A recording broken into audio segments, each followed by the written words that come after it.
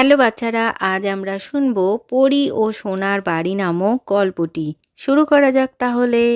কোনো এক গভীর জঙ্গলের একটি বড় গাছে ছোট্ট একটি বাসা করে লাল টুনি পাখি একাই বসবাস করত। আমার বাসাটা তো খুবই ছোট, কত কষ্ট করে খড়কুটো জোগাড় করে বানিয়েছি, কিন্তু কোনোভাবেই এই বাসাকে শক্ত করে তুলতে পারছি না। লাল টুনি পাখির উল্টো দিকের গাছেই থাকতো কালু নামে একটি কাক। আরে, টুনি তো দেখছি একা একা বসে আছে, যাই ওর সাথে গিয়ে একটু কথা বলে আসি।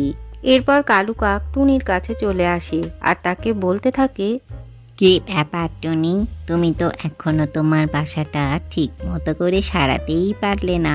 আর আমার বাসাটা দেখো, আমি কত সুন্দর শক্ত করে তৈরি করেছি।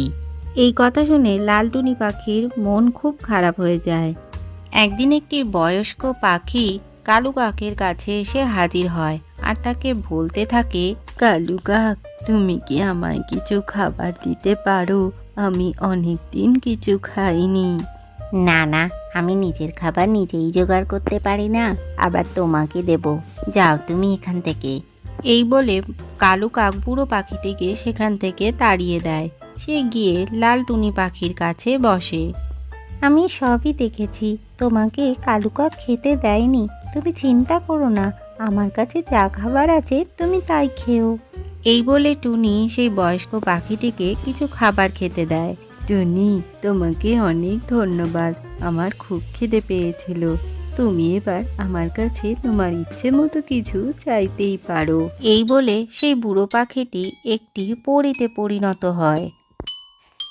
পরী, আমি আর এই বাসায় থাকতে পারছি না, তুমি আমার জন্য একটা ভালো সোনার বাড়ির ব্যবস্থা করে দাও। পরী সতে সতেই লালটুনি পাখিকে তার ছোট বাসার বদলে একটি সোনার বাড়ি তৈরি করে দেয়। এরপর লালটুনি পাখি সেই সোনার বাড়িতে থাকতে শুরু করে, কিন্তু সেখানে সে কোনোভাবেই ঘুমোতে পারে না। সেখানে কোনো নরম বিছানাও ছিল না। তাছাড়া সোনার বাড়ি সূর্যের তাপে খুবই উত্তপ্ত হয়ে উঠছিল। সেই গরমে সে কোনো মতেই থাকতে পারছিল না। আমার পুরনো বাসাই ভালো ছিল, এ বাড়িতে তো আমি থাকতেও পারছি না। একদিন লালটুনি পাখি নিজের বাড়ির বাইরে এসে বসে দেখতে থাকে সেই সোনার বাড়ির লোভে একটি শিকারী সেই দিকেই আসতে থাকে। সে খুবই ভয় পেয়ে যায়। তখনই সে পরীকেও ডেকে পাঠায়। পরী, তুমি আমার বাসা যেমন আগে ছিল সেই রকমই করে দাও, আমি এই সোনার বাড়িতে থাকতেও পারছি না। আর তাছাড়া শিকারীরাও এই সোনার বাড়ির লোভে আমাকেও আক্রমণ করতে পারে।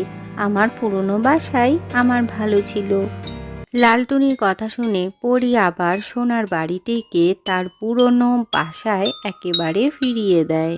পুরনো বাসা ফেরত পেয়ে লালটুনি পাখি খুবই খুশি হয় আর পরীকে সে ধন্যবাদও জানায়। আজকের গল্পটি থেকে কি শিখলে বাচ্চারা? সহজ সরল জীবন কাটানোই আসল উদ্দেশ্য হওয়া উচিত। ভিডিওটি ভালো লাগলে চ্যানেলটিকে লাইক ও শেয়ার করে সাবস্ক্রাইব করে দিও।